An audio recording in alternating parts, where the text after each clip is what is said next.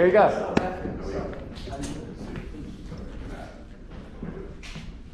So, morning, gentlemen. Good morning. Probably a little bit earlier for me than it is for you guys. So, you guys represent 1 in 13, 1 in 14 Americans who were addicted to something. 1 in 13, 1 in 14 Americans are addicted. The good news is that the rest of them are out there. You guys are in here. And this is a voluntary proposition for you, Joe, right? You guys have to come in here. You have to volunteer yourself to be part of this program.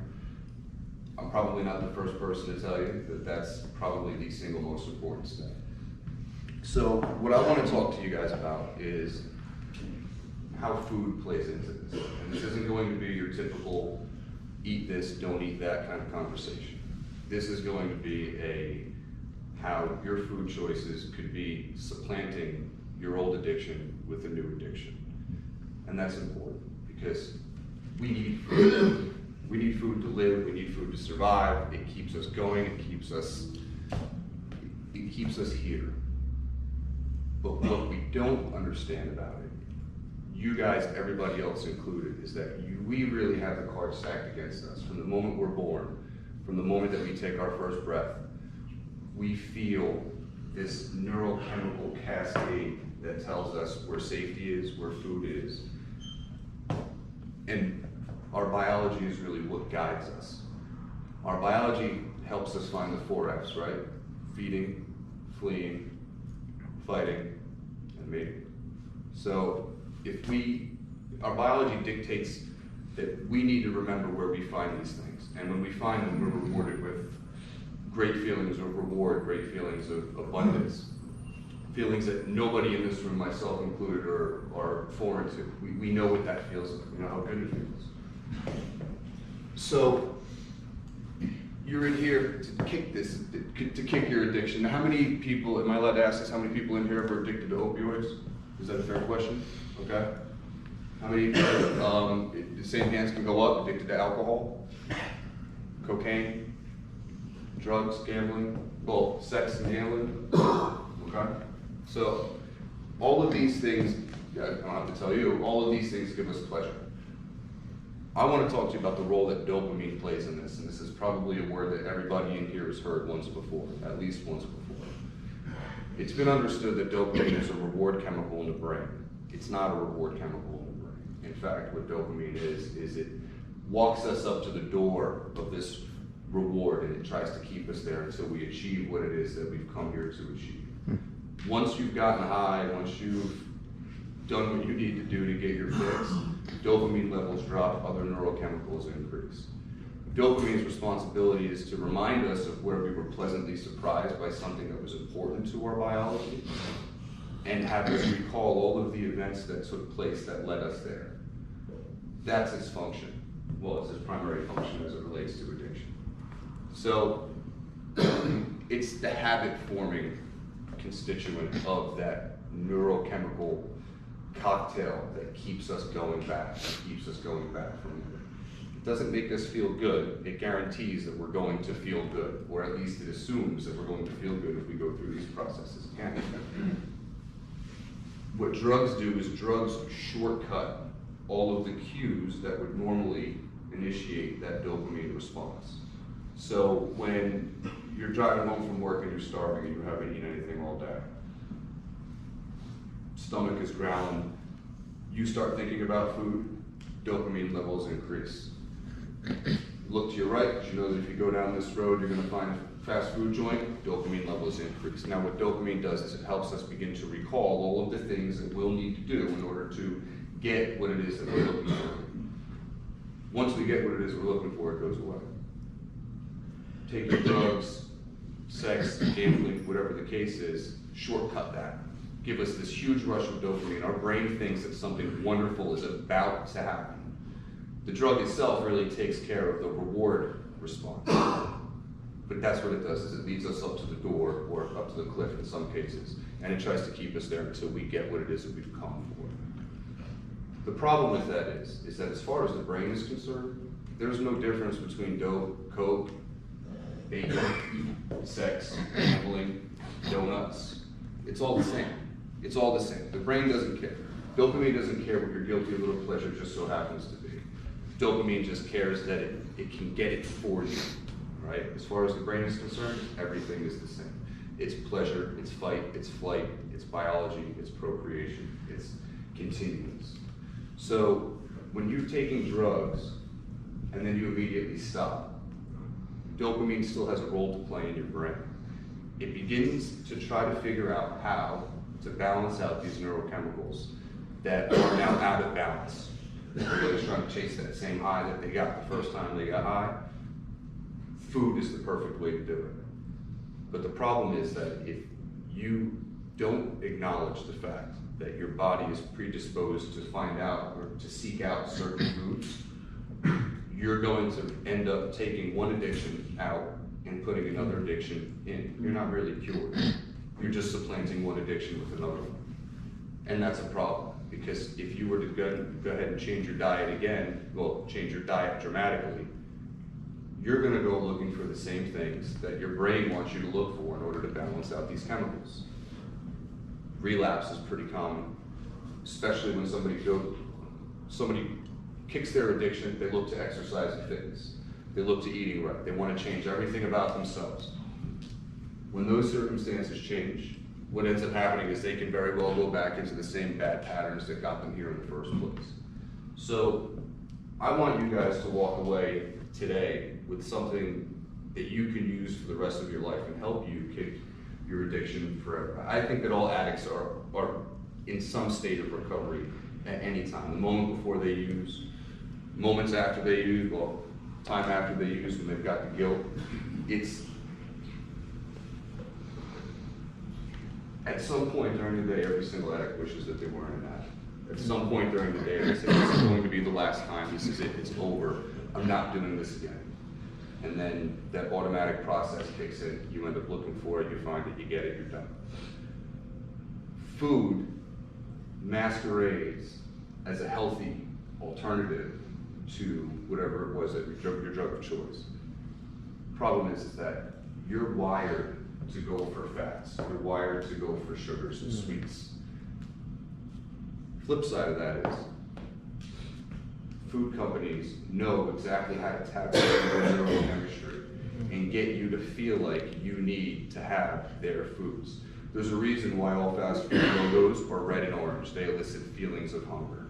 There's a reason why these foods are colorful. Donuts have sprinkles on them. This taps into our biology and helps us feel like this is what we need. And then we get it. They've got neurochemists that actually work hard behind the scenes that try to make these foods as palatable as possible, as creamy. They want the textures to be good. They want them to be sweet. They want them to be savory. I mean, geez, we've got deep fried bacon.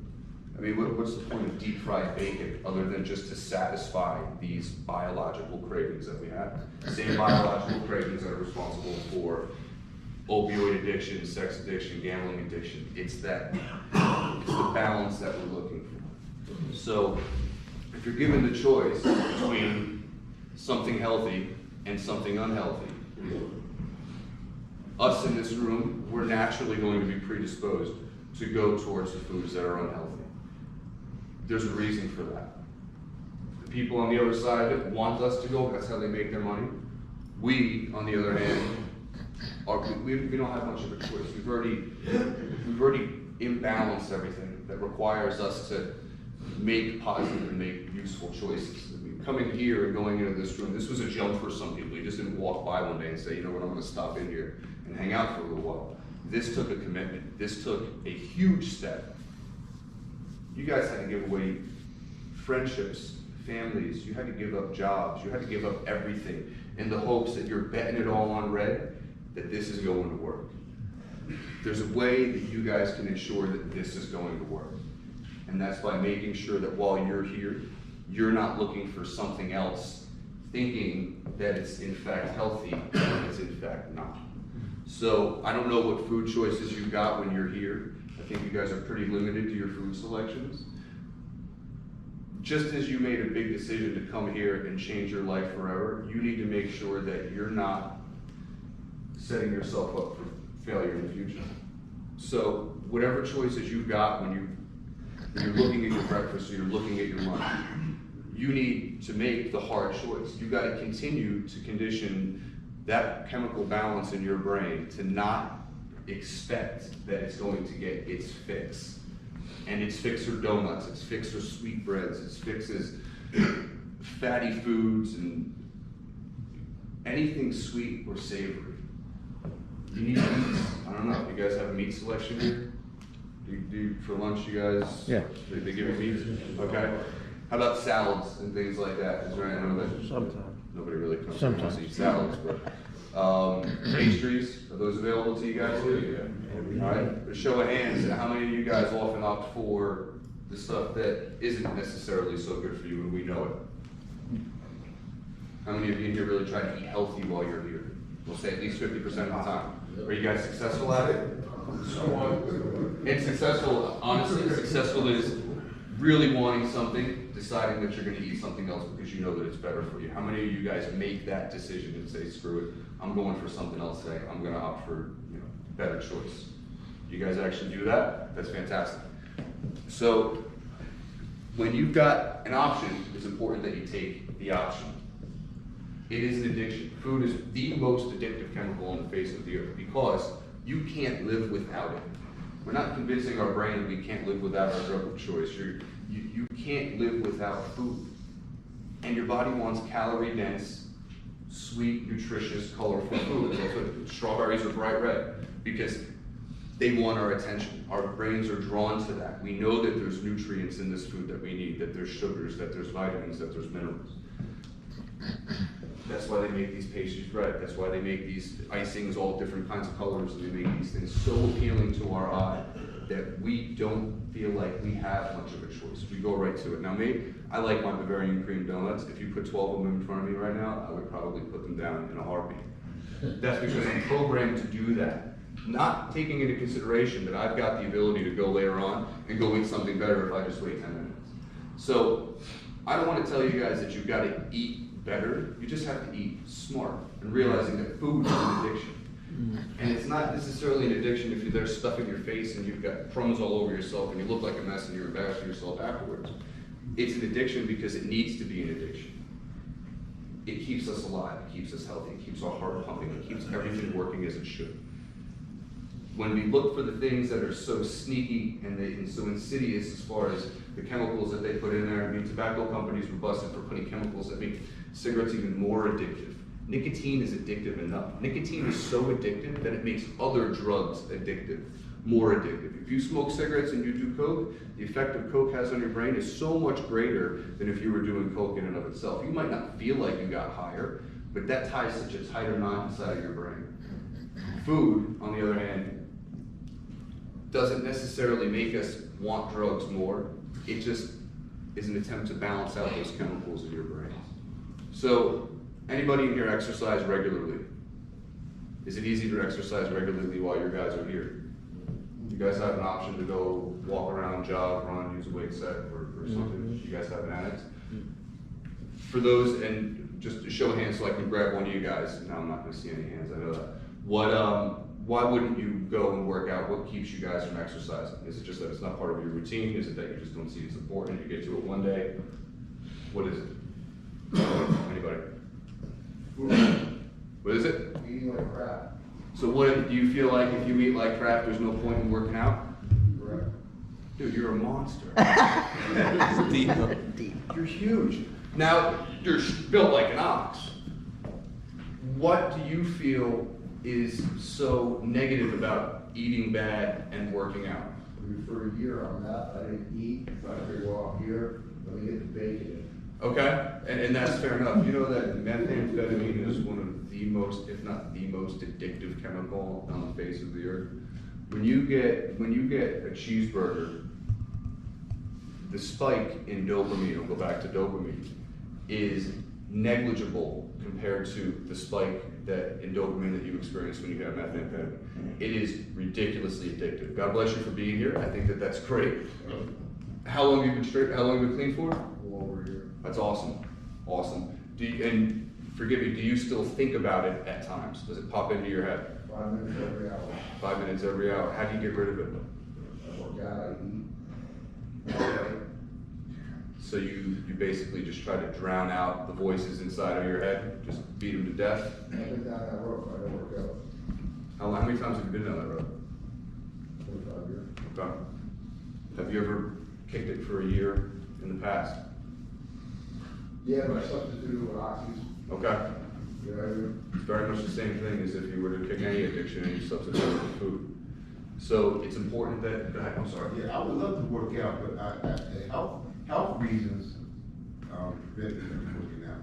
Do you generally, and I'm not trying to get in your business, what are those health reasons that prevent you? I have a bad back, I just had, surgery done on my leg. Okay. I gotta have a back operation.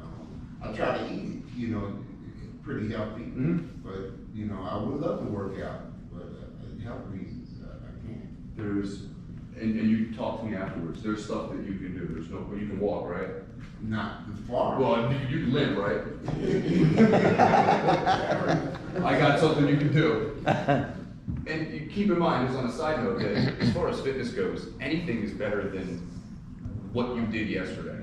So if it's walking for an extra 2 minutes, it's keeping the body healthy is really what exercise does. The goals that we have as far as strength and aesthetics and performance, those are important to us. As far as our body goes, we just want this machine to stay lubricated and stay fit, and the bones to stay dense and the heart to stay strong. So that's just a matter of increasing intensity. You could do it any which way you want. And I've got a million different suggestions for you. I'll talk to you about it afterwards. There is absolutely stuff that you can do. So when you kick amphetamine and you go to oxys, you're doing very much the same thing. If you're kicking opioids and you go downstairs and you eat the garbage food, it's the same exact thing. As far as the brain is concerned, there is absolutely no difference. So, do you guys have the availability to select your menu and choose the foods that you want to eat or have available to you? No. Slightly? If, obviously, when you guys get out of here, you're going to be able to choose the foods that you eat and be able to make decisions based on everything that's available to you outside. Do you feel like you've got sufficient options, even if they suck? Do you feel like you've got sufficient options to make a less than terrible food choice while you're eating here? Yes. Why didn't everybody's hand go up when I said you guys opt to take the healthier approach when you've got the foods downstairs? It's kind of a trick question. I'm guilty of it too, like I said. I hope you guys know how to bring improved donuts here. What is it? Is it that it's time? Is it that you're caught in the same routine? Is it you go downstairs, you end up at the same plates, you end up doing the same thing? So it's actually the dopamine that brings you back to those same plates. It's that reoccurrence, that frequency, and the reinforcement of that behavior over and over. Now another interesting thing happens with dopamine. When you don't reinforce it, if you have all of those cues, same, you wake up in the morning, you go through your routine, all of a sudden dopamine takes the wheel, you put your socks on, you walk downstairs, you go to grab your food, you stop at the same place, you grab your fork with the same hand, you do the same things over and over again. If you were to walk right by the sweet and sugary foods, dopamine doesn't change at all. It feels like it wasn't a worthwhile use of resources in order to remember those events that led up to those things. They become less and less strong, less and less impactful, and they have less and less of an impact on what you do the next time you go down there. And little by little, you're able to peel that onion back. Now that's not to say that you can't have something good every now and again. That's not to say that you can't have something good every single day. The important thing to remember is that you are, without question, supplanting one addiction with another one if you've got an option to choose something good or something sweet, everybody knows what bad food is, and you opt for a less healthy, less nutritious option.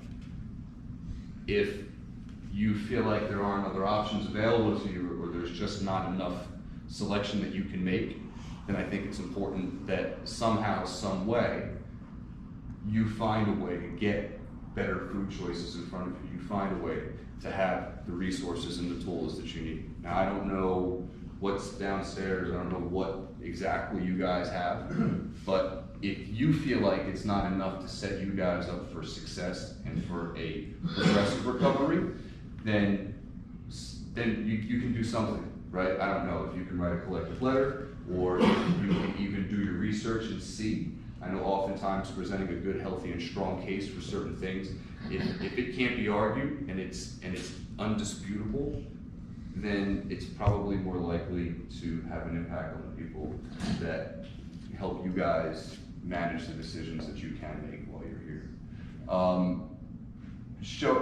How much time do you guys have left in here in the program itself? Varies. There's 3 phases. There's phase 2 that have about 6 weeks left. Okay. There's phase 1 that have maybe 5 months left. Okay. And then there's pre-programmers that have for even longer time. Anybody here pre-programmed? Good for you. Good for you. You guys had to actually come in here yourself and do this, right?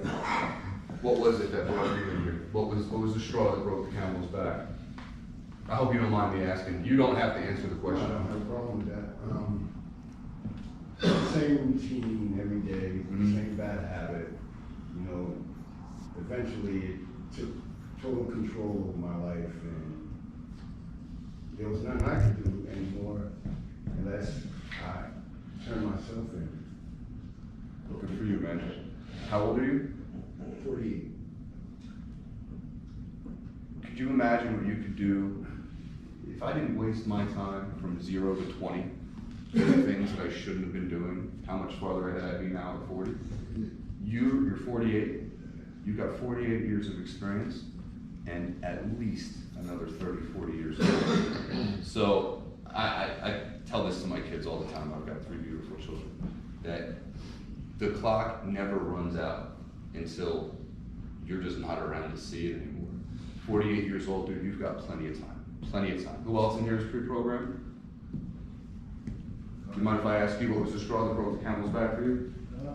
Just my addiction, for like 22 years, I'm 50 years old, and then went through jail system, stealing, doing things, my parents passed away, so this is the last step, I think, the final step in this journey, right now I'm blessed, I got more peace in my mind, and my addiction really dragged me down. I'm sorry to hear about your parents. My mother passed away a couple of years ago, and that was like still a dagger in my heart. Your addiction, was it a result of that, or what did that happen after? When my father passed away in 95, I started picking up. What was your drug of choice? In 95, everything went down, that's when I started picking up. What was your biggest addiction? Heroin. Heroin. You're snorting or shooting? Yes, I've had a lot of friends, just so you guys know. I respect you guys a lot. I have a lot of admiration for you. I've not had issues so severe that would compel me to come here. I don't know if I'd be man enough to actually walk through that door if I did. To be honest with you, I'm a little too proud sometimes for my own good.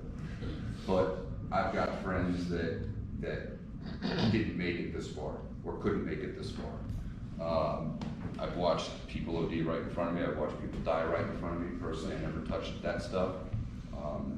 I have experience with many other things, and after seeing that happen more than a few times, I decided that that was enough for me. That was enough for me.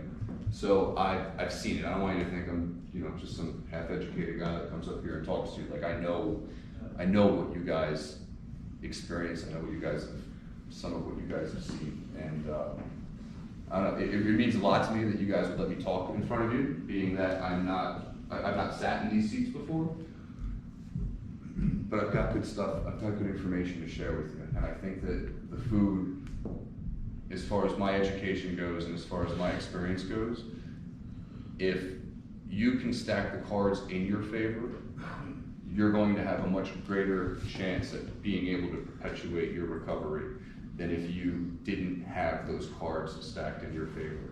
And you guys have the power. You understand that addiction it's not demonized anymore. It's not a psychological issue, it's a biological issue. Science knows this. People are starting to know this. And the more and more that somebody can say that they know somebody that has an addiction, or they know somebody that knows somebody that has an addiction, the more that the issues that you guys have are validated. You guys aren't the outcasts, you guys aren't the bastards of society, you guys aren't the ones that just didn't make it.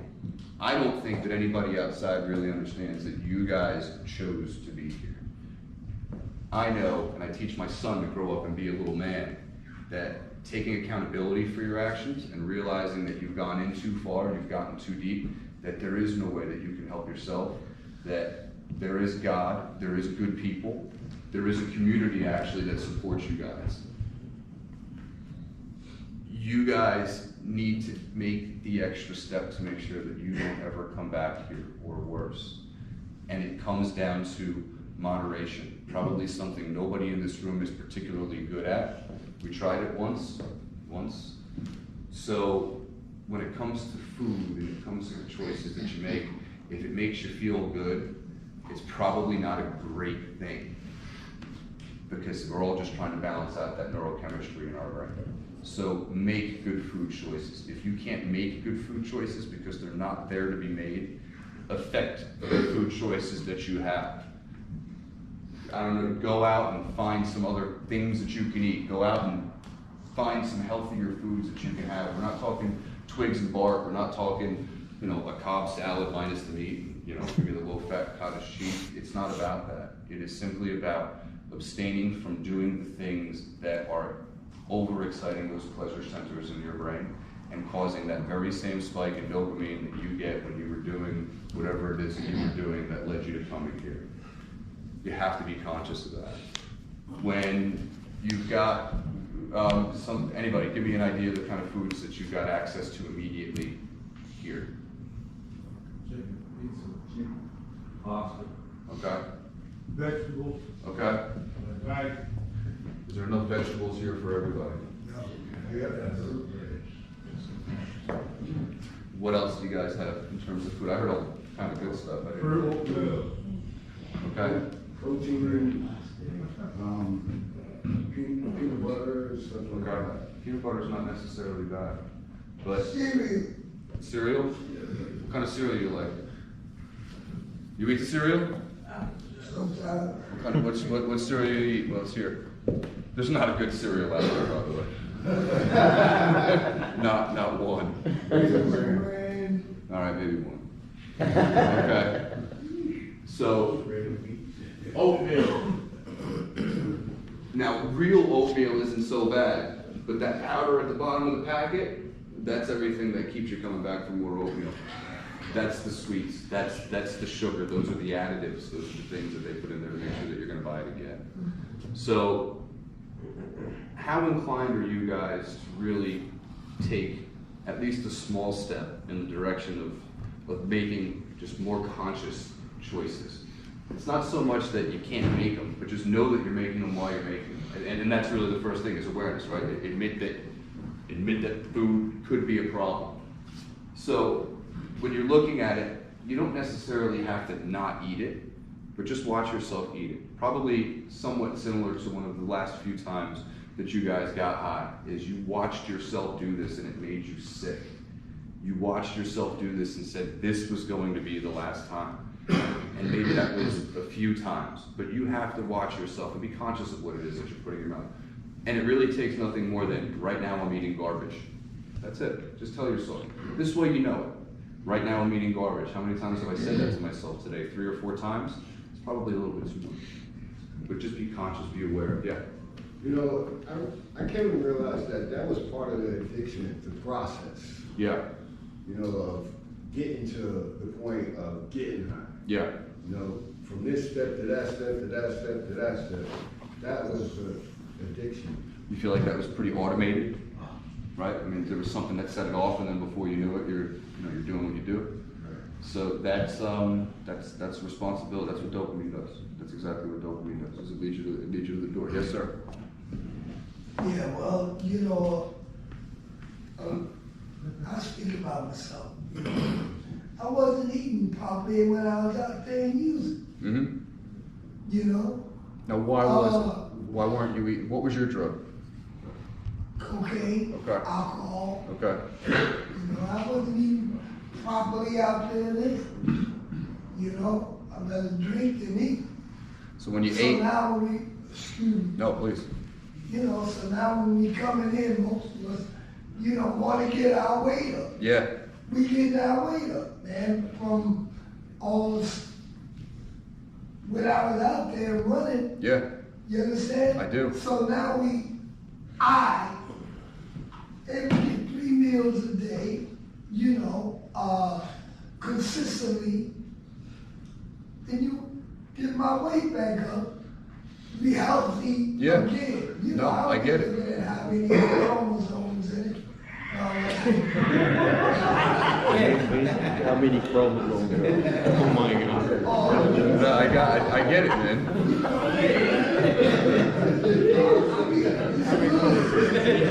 I get it. You know what I'm saying? You're 100% right. And you shouldn't be bothered with it. You shouldn't be bothered with that kind of stuff. You shouldn't. And that's not my point. I don't care if you count calories. I don't care if this is 8% of your vitamin. I don't care about that. What it is if you're craving these foods, and don't mistake that sensation for anything other than craving when you see it and you go right for it. Just be conscious of it, that you're eating that, right? And I understand that you got to put on weight. I get it. I work out. I'm an endurance athlete, amateur endurance athlete. But I do Spartan races. I do Tough Mudders. I do crazy things every week, and I do a stupid human trick. So I ran from, I don't know if you guys know where Blairstown is. I ran from Blairstown to Newton. It's like 21 miles. I did it after church because I just wanted to try it. I did a kilometer of walking lunges. I do dumb things because, for me, I need to beat these demons out of my head. For me, if I can cause myself physical discomfort enough, I don't hear anything else. I get that time off. I get to turn off that voice. I get to turn off those feelings, those emotions, and that's how I do it. And that's exactly how I do it. But when it comes to the food, you need to know that if you're eating bad food, it's because you're not doing cocaine anymore, okay? Plain and simple. If you're going for a plate full of garbage, it's because you're not doing coke anymore, and this is what you've got in front of you. And even though cocaine is one compound and sugar is another compound, as far as the brain concerned, it's all dopamine and serotonin and endorphin and everything else. That's all that it is. It's a big math equation of neurochemicals up there, all trying to balance themselves out. Doesn't matter how, it just matters that they do. And the sweet and savory and fatty foods that are marketed to you by the companies that know that we're addicted, that we all collectively, the entire world, needs this stuff, is making an end run around any of your better judgments to ensure that you've got what your brain thinks that you need. So that's all. Just be conscious of who cares how many chromosomes are in a potato, right? What were you gonna say? Just know that you're eating it, right? That's all. Just know that you're eating it, and I'll feel like I've done something worthwhile if one of you just says out loud, and it sounds so silly, it sounds so stupid, I'm gonna eat this donut right now, and eat it. I don't want you to not eat it. I just want you to tell yourself that you're eating it, so you can hear it, because you're gonna do that. And if you do that enough, eventually something is going to change. There's not going to be as much of a catastrophe or potential catastrophe that can happen because of donuts as opposed to doing heroin. But at least it gets it inside of your brain, and at least it gets you conscious of what you're doing. And it was that very same consciousness that led you to walk in the door here in the first place. It was the same consciousness that incidentally saved your life. So. Thank you, Matt.